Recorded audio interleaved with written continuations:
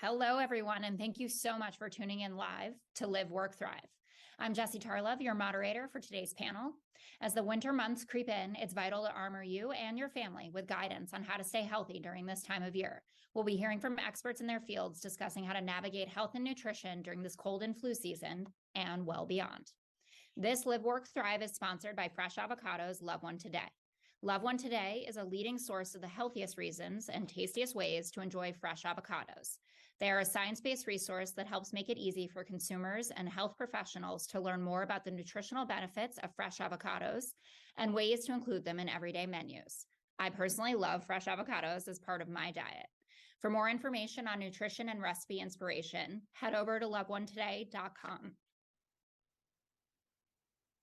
Excuse me. I'm so excited to introduce our first panelist, Patricia Bannon. Patricia Bannon is a spokesperson for Love One Today and is a nationally recognized registered dietitian, nutritionist, healthy cooking expert, and author. She's written for and been interviewed by O, the Oprah Magazine, People, Shape, Glamour, Parents, Men's Health, and Good Housekeeping, all the things. Patricia, welcome to the live show. Thank you for being here. Hey, Jessie, so great to be here with you today. Fantastic. So I have like a bazillion questions and they cut it down so that I can only ask you like half a bazillion. So I want to dive in right away to the conversation about immunity, which is top of mind as it gets colder out. So first up, could you please define what immunity is and tell us a little bit about how it works? Yeah, so let's jump into immunity. It is a hot topic this time of year. It's a complex topic. So I actually have some notes here. You see me looking down a little bit. But our immune system, it's the body's way of protecting us from infection and disease, and that includes viruses. And the immune system, like I said, it's complex. It has many factors that affect it, like our stress level, our age, our sleep, certain medical conditions.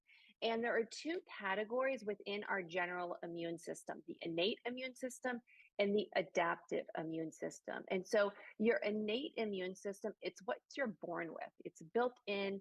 It's primitive. It includes your skin, it includes your white blood cells, your mucosal lining, and it forms that first line of defense against pathogens and germs when they invade your body. And then we have the adaptive immune system, and this is built up over time when your body encounters new pathogens. So if your body has seen a specific invader before, it can launch a tailored attack against it to keep you safe. And this duo really works together to help prevent us from getting sick and then to help us recover if and when we do get sick. Yeah, actually, I didn't know that. You've already taught me something, which is fantastic for question one. Why is it especially important going into the winter months, and it feels like we're already there, certainly here in New York, to be talking about this, and how can our food choices help? Yeah, so, winter particularly, it's cold and flu season, and it's a difficult time to think about nutrition because we've got all the holiday stress, and then we might be exposed to extra germs with travel or family gatherings. And there's so many opportunities, and we're going to talk about some of those today, is to be proactive to keep you and your children and your family healthy. And it's also important to point out, we think about immunity during these winter months, but immune health isn't seasonal. It's a healthy routine that you develop over time that strengthens your immune system. And that includes healthy eating routines. It includes moving often and getting adequate sleep. Adequate sleep. I'm a new mom. That's something that feels a bit elusive now, but I know that we'll chat about that later as well. I know, Jessie. Congratulations. It gets better. Yeah. No. The sleep part. The sleep part, right. Yes, but it's all fabulous. In the love bubble, but the sleep part gets better. Okay. I'm looking forward to that and we'll hold you to it. Back to the immunity conversation. Can you tell us a little bit about what nutrients can help support immunity and how that shows up in the body? Yeah. So some key nutrients that help with immunity are vitamins A, C, D, and E, as well as protein, iron, and zinc. And many of these nutrients, they act as antioxidants to help us fight off infection. And another key thing to remember is that vitamins A, D, and E, they're fat-soluble vitamins. So when you eat healthy fats, like the fats in avocado, it's important to maximize that nutrient absorption. Interesting. Okay. So these are all things that I feel like are in the ether, right? That we're talking about all the time, and also like good fats versus bad fats. Could you expound on that a little more and maybe tell us some foods that have vitamin C, E, A, and D in them, where we can get our iron and our zinc and all the things that our doctors tell us are so important? Yes. So let's talk about good fats versus bad fats. So, a lot of people think fat is just bad, and that's not the case. Fat is a major source of energy. It helps the body absorb those nutrients from the foods that I talked about. And it's important to understand the good fats and the bad fats. So, good fats are considered those unsaturated fats. It's monounsaturated fats and polyunsaturated fats. And an avocado actually is the only fruit that has these good fats. Avocados contain 5 grams of monounsaturated fat, 1 gram of polyunsaturated fat for a serving, which is one third of a medium avocado. And as I mentioned, these unsaturated fats, they actually help the immune system, and they also help booster the absorption of those fat soluble vitamins, which are also important for the immune system. And then other good sources of these good fats are things like olive oil, which you've probably heard of, fatty fish like salmon, nuts, and seeds. And then bad fats are going to be saturated fats and trans fats. And those are labeled bad fats because they tend to raise our LDL or bad cholesterol levels. And that can increase our risk of a heart attack. So the dietary guidelines for Americans recommends replacing those bad fats with good fats because those good fats offer, they provide the body with the health benefits that it needs without raising that LDL or bad cholesterol. Okay. Can you have too much of a good thing? So can you have too much good fat? Can I have You too know, y- many avocados? right. It's all about balance. It's all about balance. So, I get this question, can you have too many carrots? My husband actually had too much carrot juice as a child and he turned orange. So I've heard we about can that all happening. yeah, Yeah. right. So a serving of an avocado is actually one third of a medium avocado, but you could have several servings throughout the day. It's actually a great way to get in a lot of key nutrients. So I think, and we'll talk about this a little bit later, but what a balanced plate looks like in terms of how much of each food group maybe makes sense to just at a glance know that you've got a balanced meal there. Absolutely.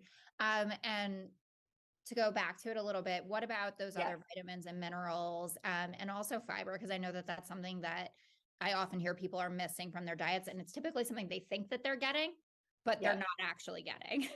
Right. So some other key nutrients when it comes to immune support is vitamin C. So vitamin C, it stimulates the formation of antibodies and the production, function, and movement of white blood cells. And you're going to find vitamin C. I mean, probably the first food that comes to mind are citrus fruits like oranges and grapefruits. You're also going to find it in berries like strawberries, tomatoes, as well as avocados. And then vitamin E is an important nutrient. It actually acts as an antioxidant to protect the integrity of cell membranes from damage from free radicals. You're going to also find vitamin E in avocados, as well as nuts and seeds and vegetable oils.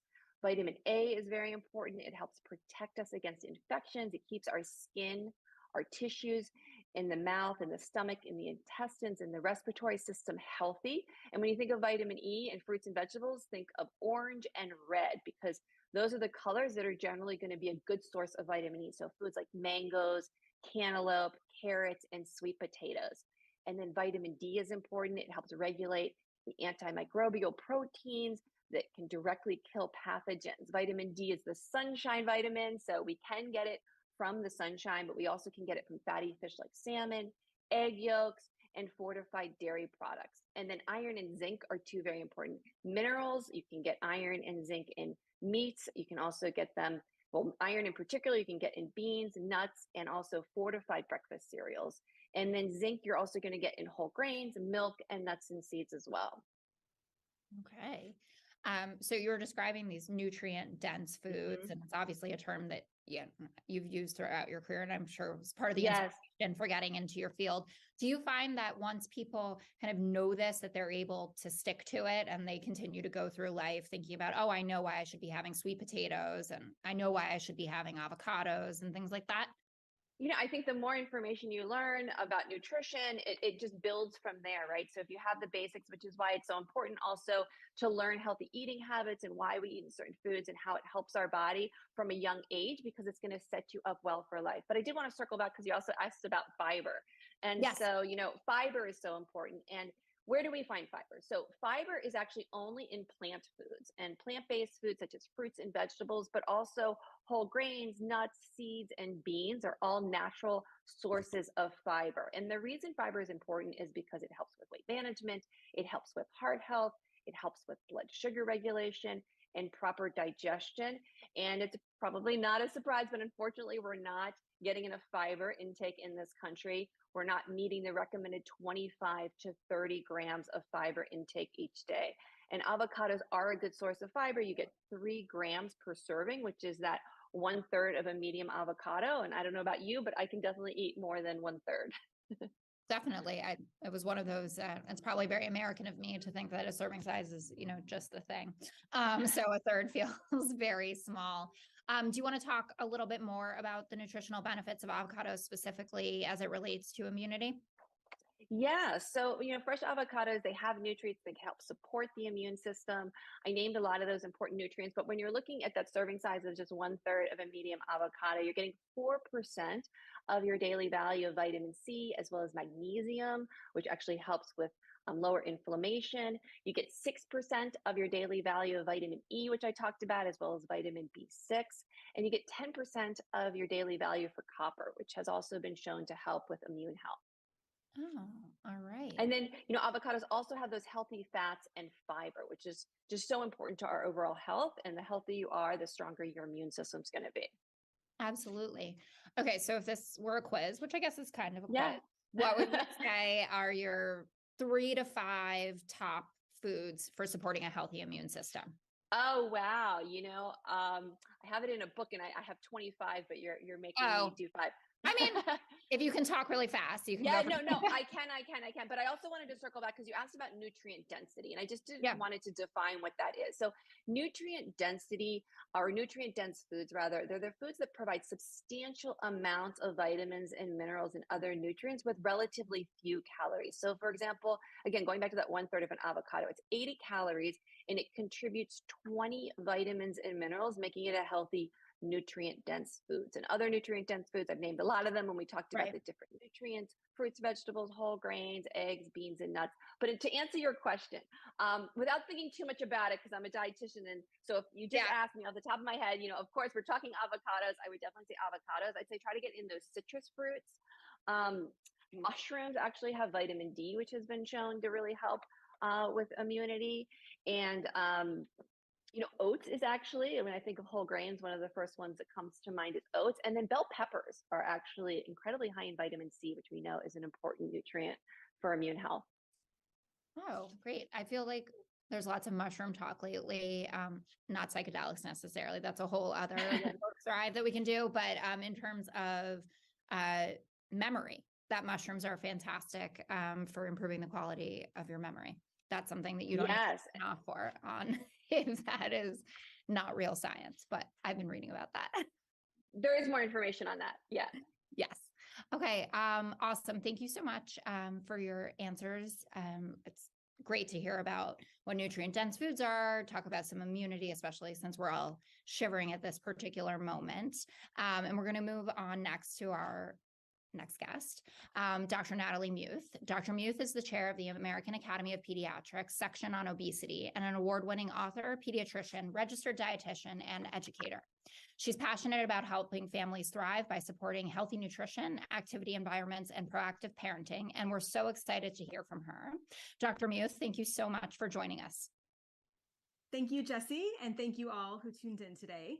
First, I want to start with talking a little bit about why it's important to understand your child's dietary needs. It's important for parents and caregivers to understand a child's dietary needs so that you can provide them with, or at least offer them, all the things that they need to be healthy and to be able to grow and really to thrive over time.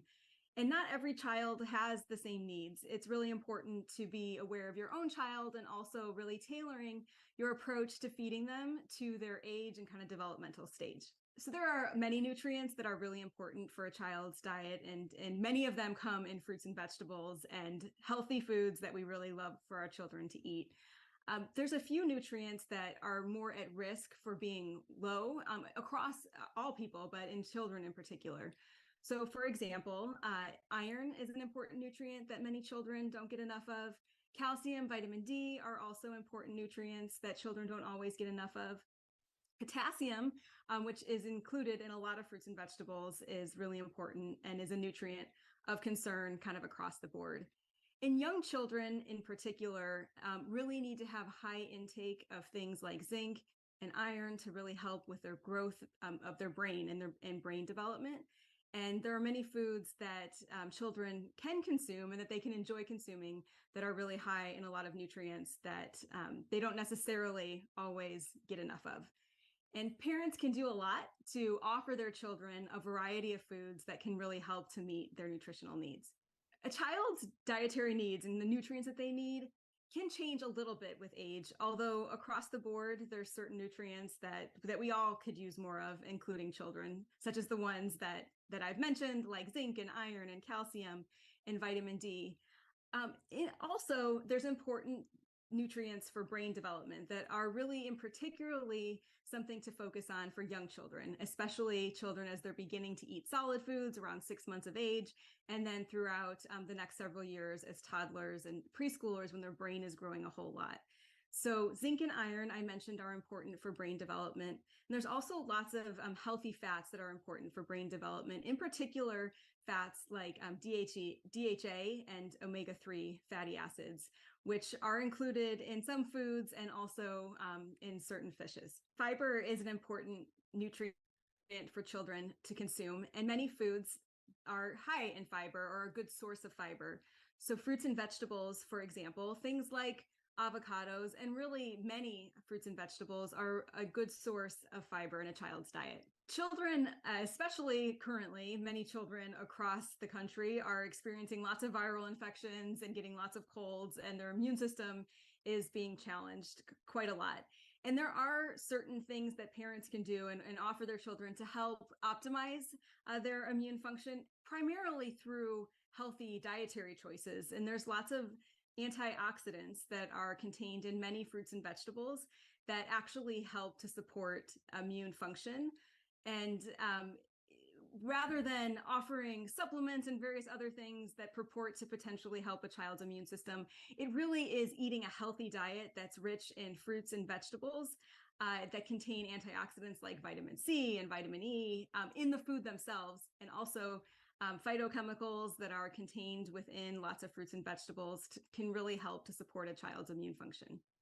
So as a pediatrician and dietitian, a lot of my patients and a lot of parents will come to me and ask me lots of questions to help support their child in having healthier nutrition or having a healthier diet. And there's certain concerns that parents have over and over again that I think are important to talk a little bit about and hopefully help parents to kind of put their minds at ease a little bit. So a very common concern that many parents have is that their child just doesn't eat a very healthy diet. They do everything they can possibly do, or they feel like they're doing everything they can. They're offering their child fruits and vegetables. They're modeling healthy eating and variety, and still feeling like, gosh, my child just isn't eating enough. My child's not eating a very healthy diet. It stresses me out. What do I do?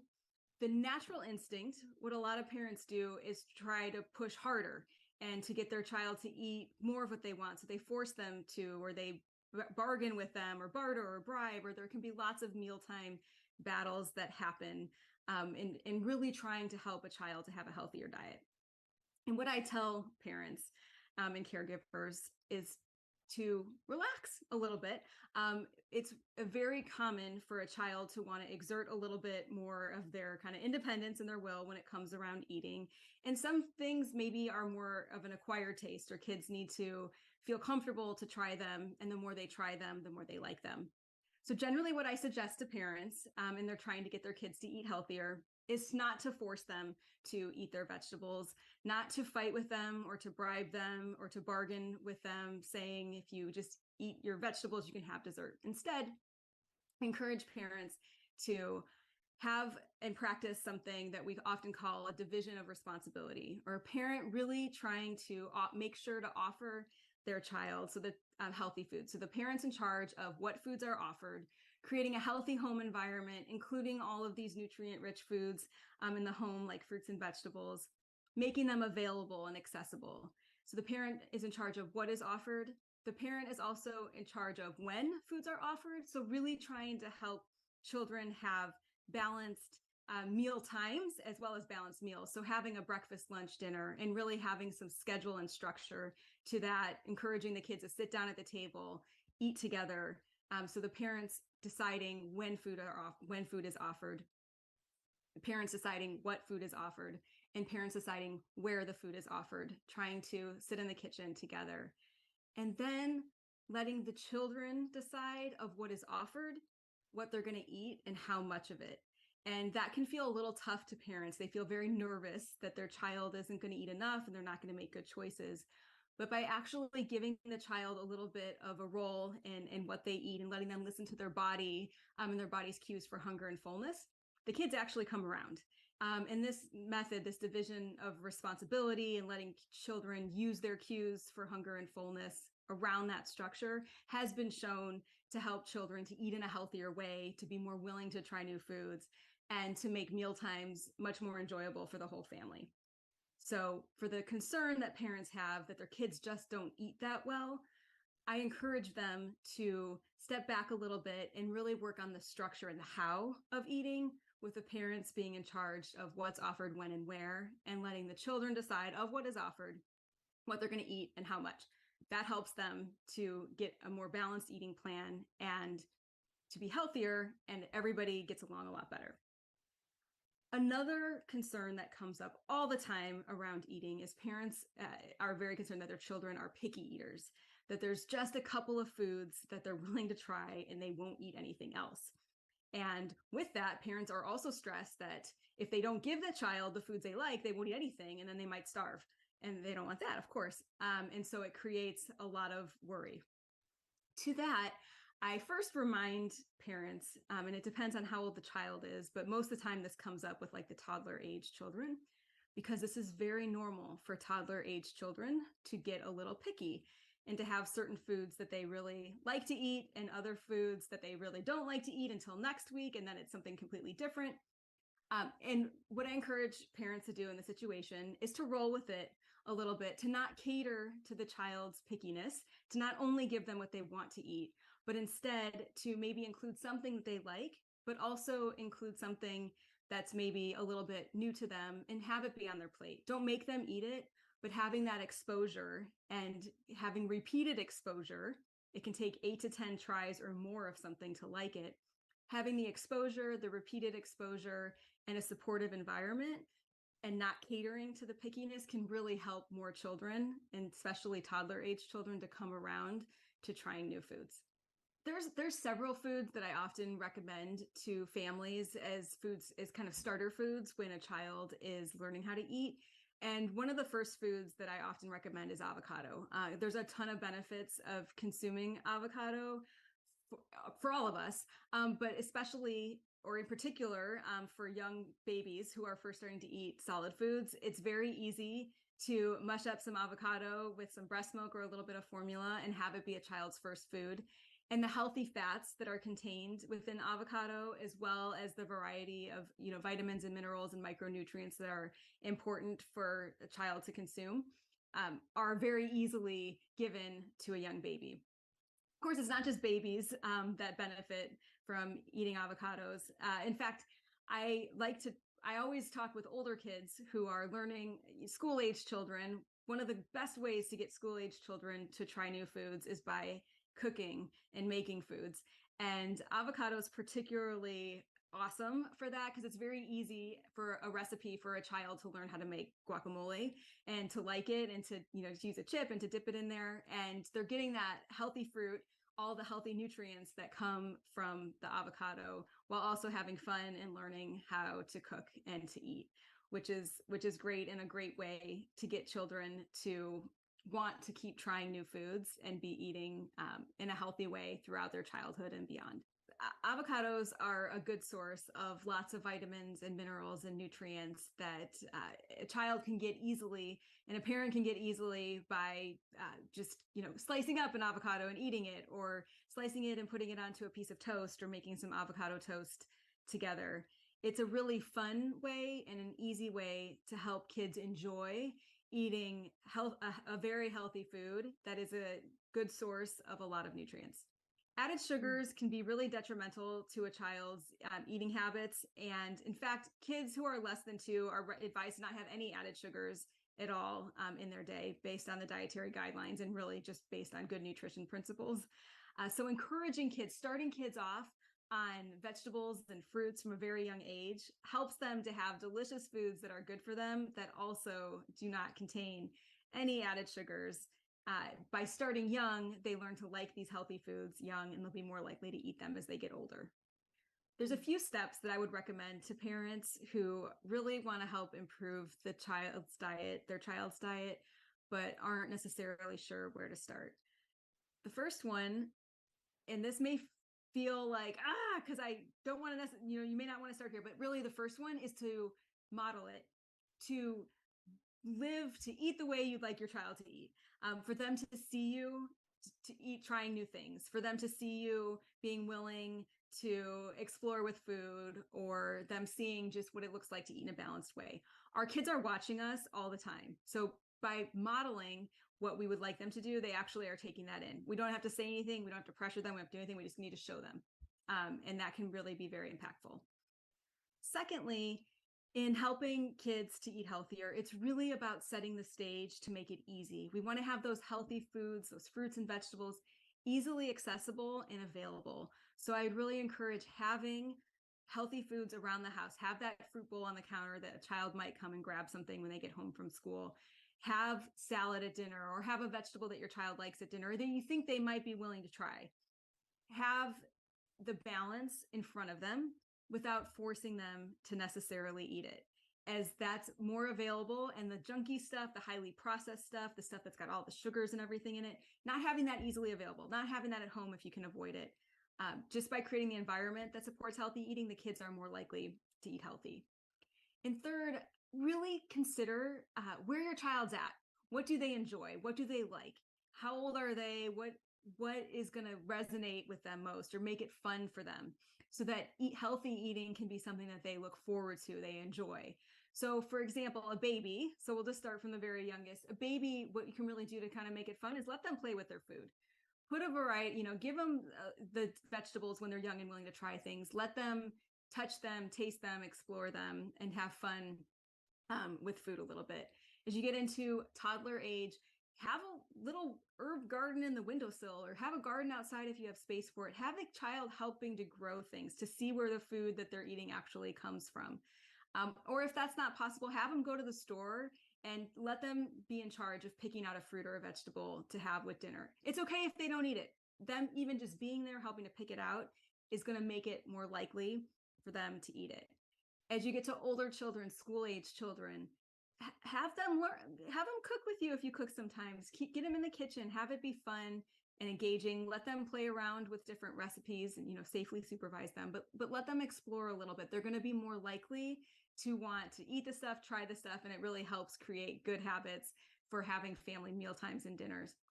And for the older kids, you got teenagers around. We know that teenagers have the worst eating habits of anyone. We all were that way as teenagers, and then it gets better. But we can help our teenagers to eat better by having those healthy foods around, but having them, one of their chores, or one of the things that, don't say it's chore because they might not like it that way, but one of the things that they're responsible for, they do, is they make a dinner that looks like my plate one time a week or a month, where they put together something that's got the fruits and vegetables for the family, or having them have a friend come over to cook something together. Make it fun, engaging to kids, no matter how old they are. And when it's fun and it's accessible, they're going to be much more likely to eat healthy. Meal times are going to be much more enjoyable to have together, and we'll be more likely to achieve the goal, which is we want them to, on their own as they get older, to make those healthy choices, and we'll have done everything we can to support that. So I think my time is up. I hope that this was helpful, and I really appreciate everyone taking the time to join in today. And I'm going to go ahead and hand it back to you, Jessie. Awesome. That was definitely helpful. So much packed in there, starting at calcium and ending at that I should have an herb garden, which I definitely don't have. What stuck out to you though, Patricia? Yeah, so much great information there. Two things that really stuck with me was the idea of the parent is in charge of what you're serving, when you're serving, where you're serving it, but then the kid can, calm down with it and like let the kid choose what they're going to choose and when. Another way I've heard of doing that is, it's your job as the parent to offer some healthy choices, but let them choose. So sometimes I'll ask my daughter, like, do you want apples or do you want a grape? And kind of that gives her a sense of control without saying, what do you want? Or she's going to the less healthy food. And then the other thing, I think modeling is so Yeah. important. My daughter sometimes, and I'll make a big reaction, like, oh my goodness, this is so delicious. And see if I can encourage, be like, what are you eating? Can I have a bite? And I'd say 50-50. Sometimes it works, sometimes it doesn't. But you enjoying it is half the battle of modeling. Well, it's interesting because I feel like that connects so much to the conversations that we all have, not necessarily focused even on the nutrition part, but the importance of family dinners, right? That everyone is together and it's this ritual. And the idea that children should be eating more or less the same things that you are is something to really wrap your head around, because I'm at the early stages of this with a kid, and it was, it was breast milk for only like 6 weeks. It was not my jam, but then a lot of formula. And now she eats, but she eats a lot earlier than us. And we try to make sure that we're eating the same stuff that she is. She'll take broccoli from us, but maybe if it's just on her tray, she's not as into it. But the one thing that was sticking out to me from what Dr. Muth was talking about is like, how do you avoid using food like an iPad, right? You have a really upset kid, right? And that he or she is hungry, but just doesn't want whatever healthy snack that you have. And like, how do you stop yourself from just grabbing that piece of pasta or whatever and just handing it over to them, every time? So, there's no exact science to it. And sometimes, and I know we're going to talk about it a little bit later, the pressure we put on ourselves to be perfect. It's really, sometimes you're just going to give in. It's like, choose your battles, right? So I think most of the time, if you can offer healthy foods, encourage them to eat healthy foods, get creative. I think it was so important what Dr. Muth was saying about getting kids cooking with you, preparing with you. It gives them a sense of ownership, a sense of control, a sense of curiosity. I'm not a fan of trying to hide vegetables in foods, because no adult does that, right? It's like, what are you teaching them for the long term? You want to teach them to love and enjoy vegetables and fruits, and it might be a little more challenging up front, but setting up those long-term behaviors is really the goal. Yeah, absolutely. It's a great segue into some of the other questions that I have for you surrounding healthy habits, and then also combating that mom parent guilt that we all feel. But to kick that off, I would love to hear about 3 healthy habits that you utilize in your own day. Yeah, so I'd say 3 things. I'm sorry to say this now to you at this stage with a child, but making sure I sleep well is huge. Having, certain low or even zero effort meals on repeat is key. Just those go-to things that you don't have to think about. And then I'd say, particularly as a parent and as a woman and as a mom, knowing when to say no or when to delegate when I'm stretched too thin is key. And if we have time, I can expand on these if you want, or we can move on. Yeah. But yeah, so I say we have time, but I'm not. Okay, good. But we might get cut off, but you have time. All right. Let me know. But I'd say with sleep, when my daughter was your daughter's age, it's much more challenging. But she's 5 now, and so I can focus on that nighttime routine for myself. And that's key, because I'm one of those people, like, I need my 8 hours. My 8 hours is like minimum. I don't always get it, but I'm one of those people that needs a decent amount of sleep. Average is 7 to 8 for most people. And I'd say on good nights, I'm able to turn my electronics off by 9 p.m. That's really important for me. And then do something to read, do something to relax, such as reading or something to wind down. And then I also got one of a watch or an app, that tracks your sleep. I just recently started doing that. And that was a game changer for me, because it really helped me see how much am I actually getting? What is the quality of my sleep? And I know, it affects everything. It certainly affects our immune system when we don't get enough, our mood, our productivity, kind of everything that matters. So yeah, and then let's talk about some of those low or zero effort meals. So, Dr. Muth mentioned the importance of certain fats.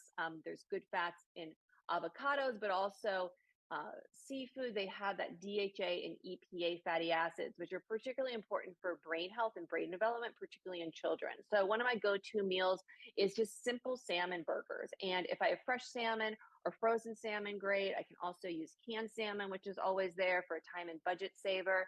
And I just add in some whole wheat breadcrumbs, some canned tomato paste, an egg, some lemon juice, lemon zest, some fresh herbs if I have them, great.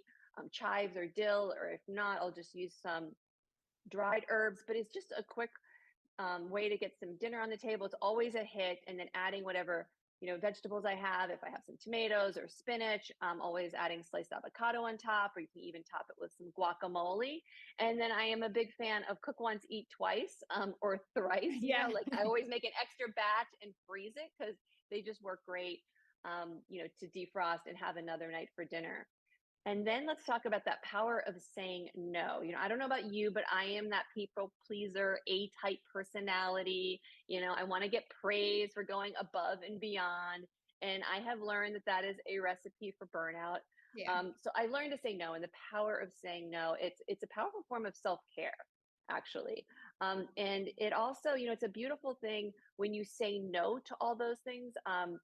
Because it really forces you to prioritize what is most important. And then by, softening all the things on your plate, you can really show up for those things that are important. You can show up, with more energy, more focus, and more presence.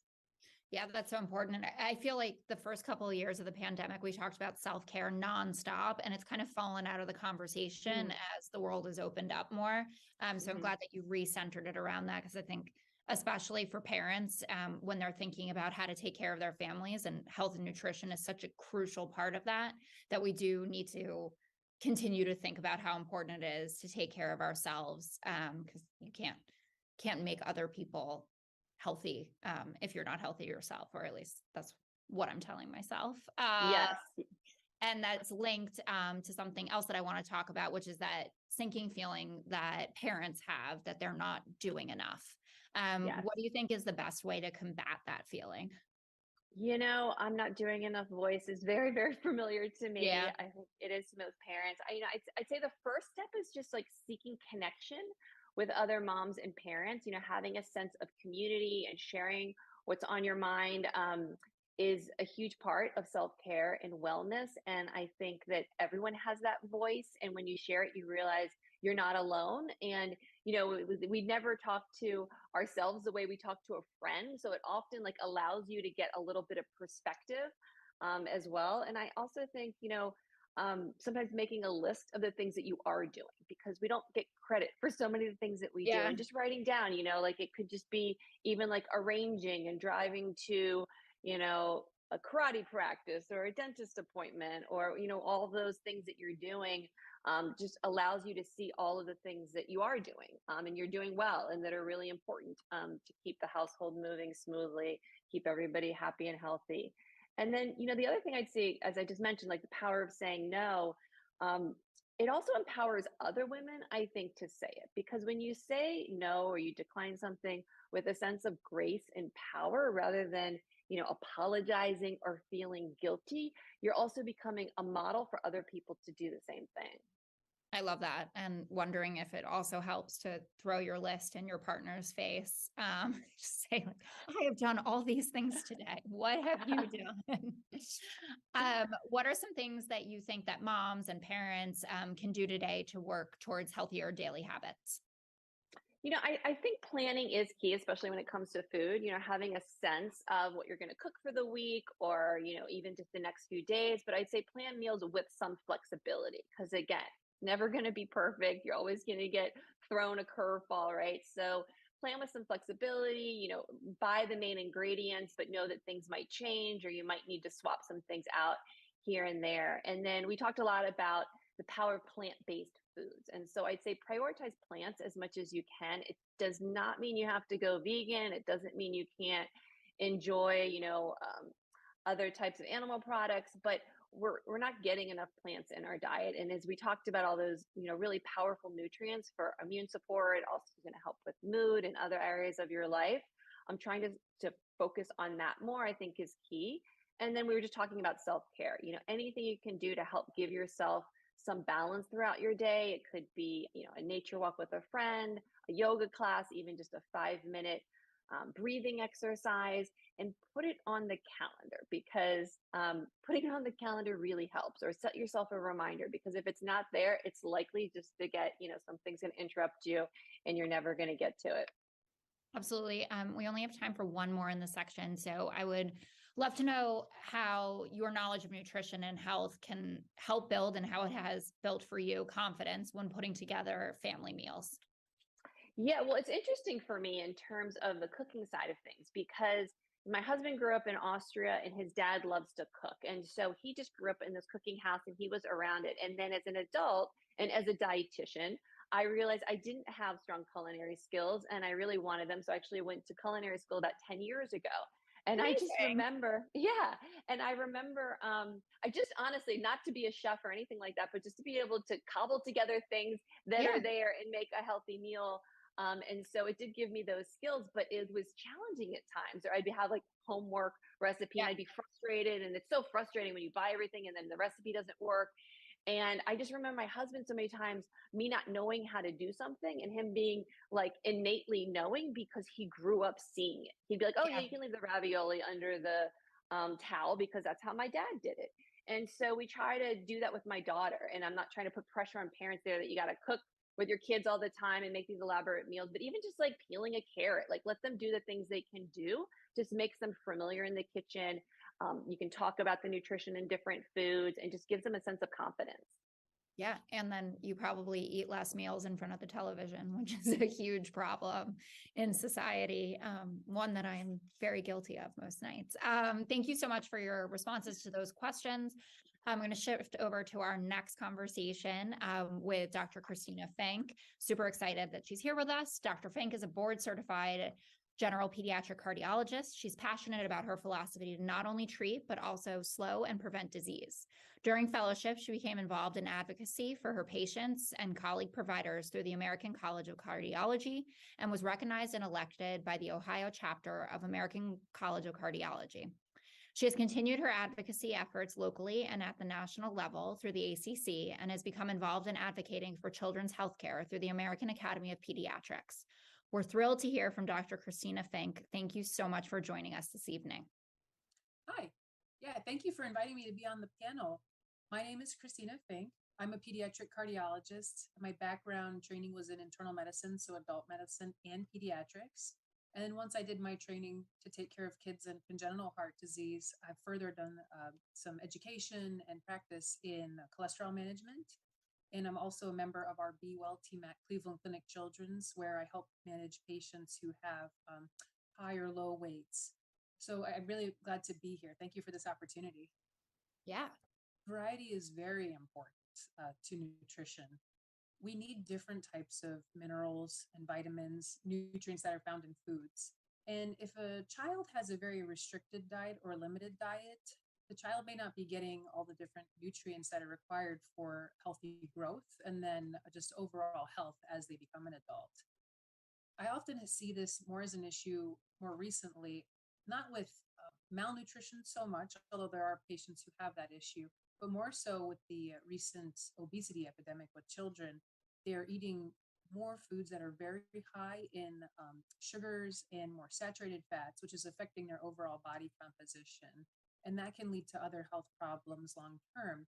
And children who are either overweight, which is the medical term, or obese, meaning they're just carrying extra weight for their body height, if they don't make interventions, meaning choosing healthier foods, being more active as a child, they will grow into an adult who's overweight or obese. So it's important for a child to be exposed to different foods that have the nutrients they need, that they get adequate nutrients, but not too much of any of the less healthy types of food as they're growing. Moms and parents can make healthy eating exciting for their children during the holiday season. I think the first step for that is to involve their children. Right? Kids like to be involved in family matters, hanging out with friends. So I think the first step is to have the children be involved with like choosing what foods they can actually put out for the holiday, for the family gathering, for the big meal. So I think growing up, a good example in my home was my mom would be like, okay, what types of vegetables do you want to have with the Thanksgiving dinner, with the Christmas meal, some things like that. And the next step, once the types of food have been identified that we want to prepare is involving the children with actually picking out the ingredients, particularly the produce. I think it's good because you can say, oh yeah, look at this. This is a healthy food. Look at this vegetable. Look at this fruit. Look at these nuts, kind of explain a little bit about even some of the nutrients in them if parents are so inclined and interested in doing that. It's a good way to involve child, educate them at the same time. And then further, the following step, once they've helped with choosing the types of food, being involved with picking out the ingredients, is actually having them be involved with preparing it. Of course, that's going to vary based on how old the child is. But I think like school age children could very much assist. They'll be involved. It's a good family event. I think these are just some of the ways that you can get the child excited about the upcoming holiday, about the meal, spending time with family. And then they can also take some pride in that hey, I helped make this. This is good for us. Yeah, so there are several common misconceptions about healthy eating. I'd say there's probably more than several, but I'll try to touch on some of the ones that I feel are probably the most common. I think one of the most common, probably the biggest one, is that, oh, I can only eat food that's considered healthy. Let's start with this. Eating healthy, yes, you do have to try and make sure that there's the right proportions of the right amounts of food. So we talk about the different food types. Another misconception about healthy eating is that a patient or families have to follow a specific diet. What really is important is that families choose the healthy foods that they need and that they enjoy, and that they fit their family's preferences and cultural norms. As long as patients, meaning pediatric patients, families, are getting the nutrients they need through the variety of food they have, that's what we call a healthy eating pattern, and that would be the diet that works for the family. Another misconception that I've heard is that I just don't have time to eat healthy. It takes too much time. Well, anything important can take a little bit of time, and it's worth it. We want to make sure that kids are getting the different types of nutrients that they need. We want to have a balanced diet for them. So, for example, taking a little bit of time and researching the type of foods that your child is eating for breakfast may be beneficial. It may give you the opportunity to see, are they having something that has high sugar or high saturated fats? Can I make any substitutions? Another thought is that parents will say, I just don't have time to cook a breakfast in the morning, more like a warm meal. There are options of food preparation that can be done the night before, even be done at the beginning of the week, and have a few days worth of meals prepared. And that's something that parents, I think, have found helpful, is that doing the research, finding the ingredients, what their child is interested in, what they like to eat, finding healthy alternatives or healthy substitutions if they can, and preparing ahead of time will go a long way as far as helping their child get the nutrients that they actually need for healthy growth and maintaining a healthy body. How can parents encourage healthy eating daily? What are some tips, tricks, life hacks we've heard? I think the first thing is being a good role model. If possible, have meals together as a family. You can demonstrate healthy choices that way. You're showing your children, hey, these foods are healthy options. I'm including that. It's important to include that in your meal. And so the child, if they're given options at school for school lunch, they may start to think, oh, instead of getting something more like a fried food, a fried starch, if you will, maybe I'll pick the green or leafy vegetable instead. Just kind of showing those types of behaviors, I think, are helpful. So modeling. Another thing is actually having healthy foods around to be used as snacks.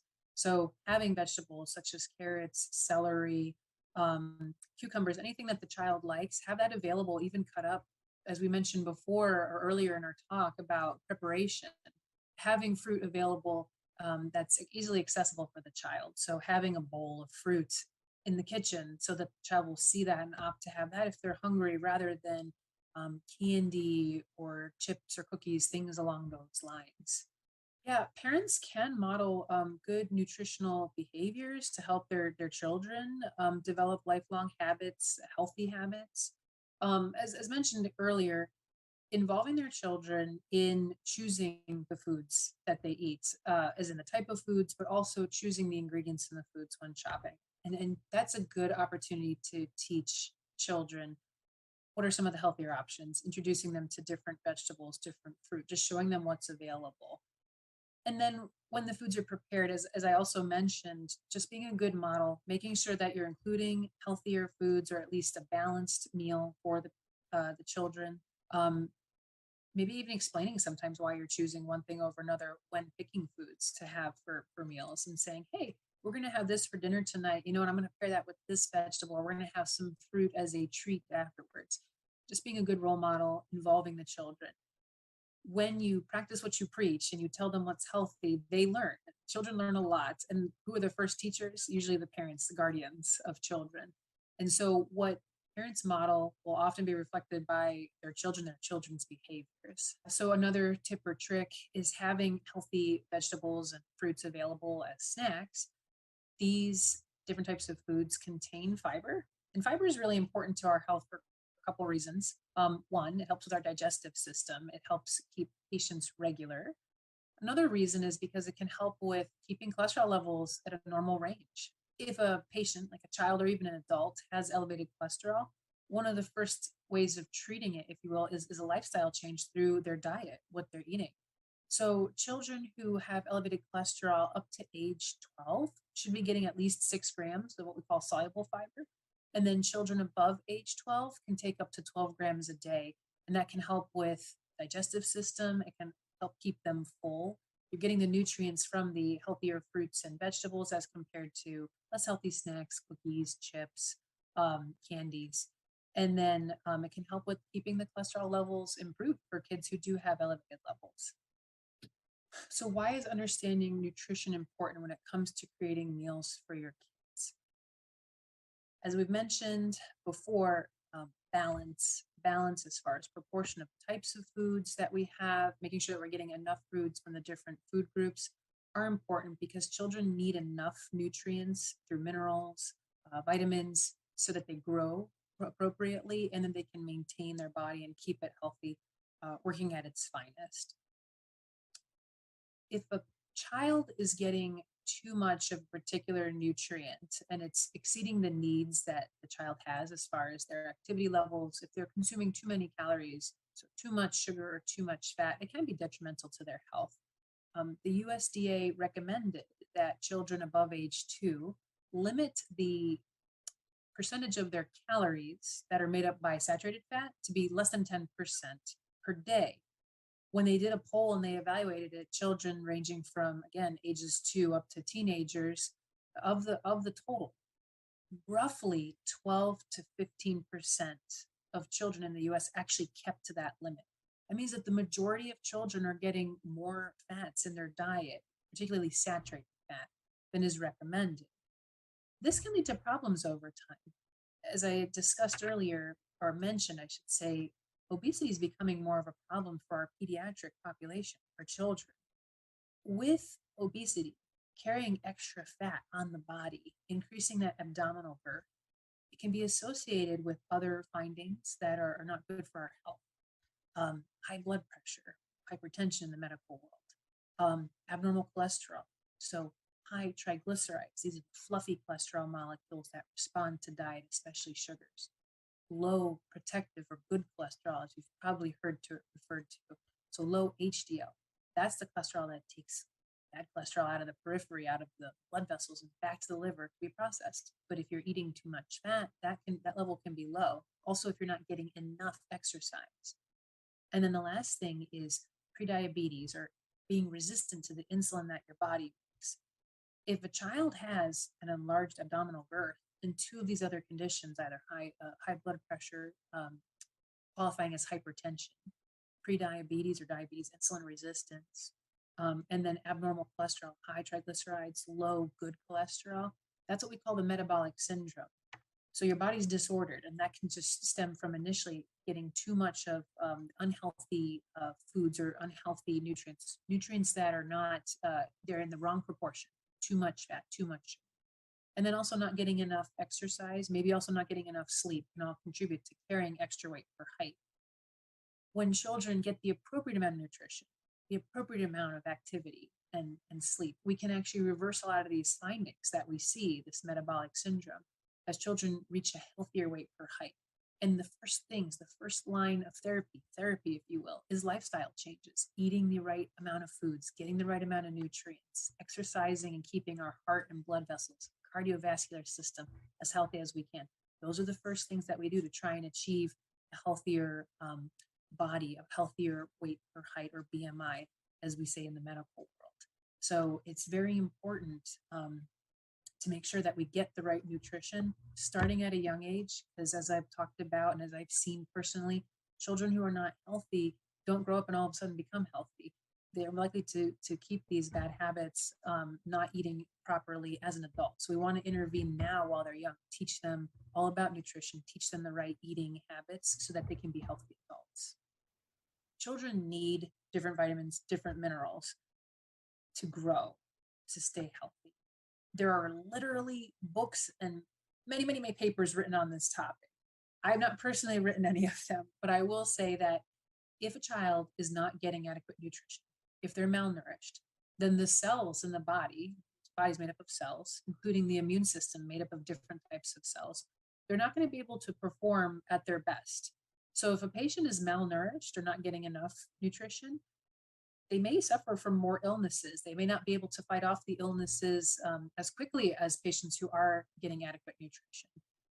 And on top of just even nutrition, getting enough sleep can affect your immunity. Getting enough exercise can positively impact your immunity. And stress.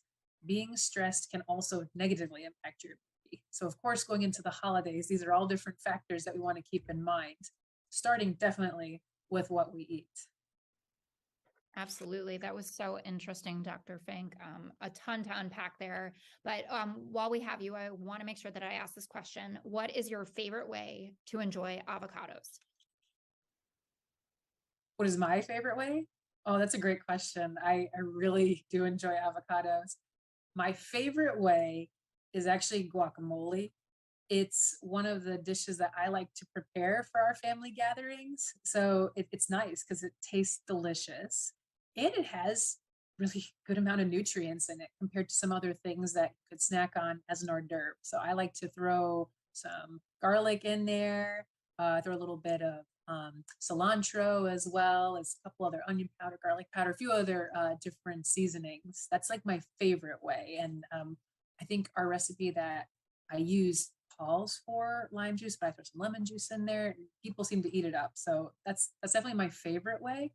I also like to add avocados to my occasional morning omelet. My husband and I are having a relaxing Saturday morning. We'll make omelets, and I do like to add avocados to that along with other vegetables, including like tomatoes, maybe some mushrooms. And I do like to add it to breakfast sandwiches on occasion. I don't eat them all the time, but when I have the opportunity or if avocado is an option, I do tend to add it. So yeah, I do really enjoy avocados in lots of different ways.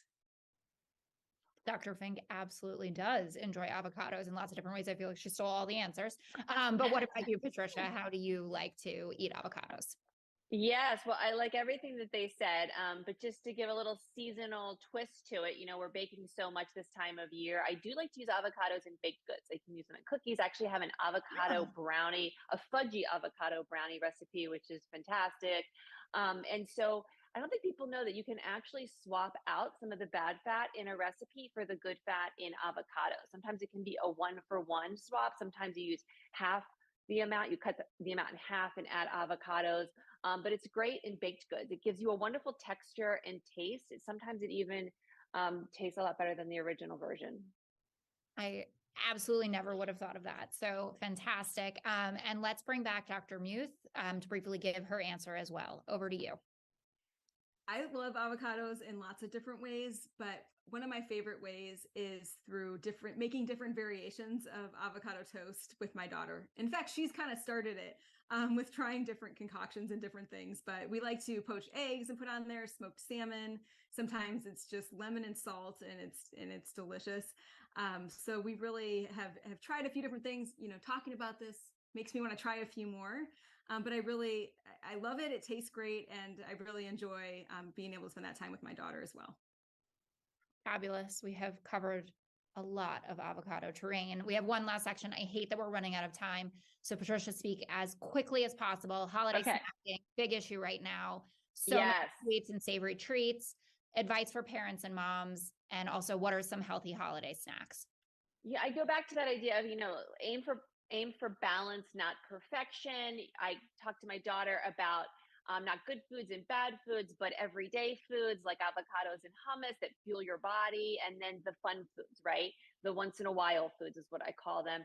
And so it's okay to have both, have as much of those nutrient dense foods available as possible, but also those seasonal treats. And then I just mentioned, cooking with avocados, baking Yeah. with avocados, having your kids there. We heard so much about the importance of cooking with your kids. So, swap out a healthier ingredient in a recipe with your kids. That's a once in a while food, maybe like, fudgy avocado brownies, and show them how to give it a healthier twist. Perfect. And I appreciate the fast talking. It's one of my specialties. So I love people. Quickly, where can people go for more information on nutrition and recipe inspiration? Yes. So go to loveonetoday.com. You're going to find a lot of great recipes and a quick, you can go to loveonetoday.com/recipes, and then you can actually choose a toddler or kid friendly. And that's where you're going to find a lot of great recipes to try out. They've got roll-ups, cookies, quesadillas. You're going to find my recipe on there, which is an avocado and veggie sushi mini donuts, which is a Oh. fun snack and recipe you can do with the kids, which is also a good source of fiber when they're hungry. Fabulous. And that avocado fudgy brownie situation is definitely going to have to be done as well. That wraps it up. Thank you so much, Patricia, for joining me, Dr. Muth, Dr. Fink. This is the end of this Live, Work, Thrive discussion. What a powerful conversation today. Thank you all again for tuning in. And thank you to Love One Today for sponsoring this episode. Happy holidays to everybody.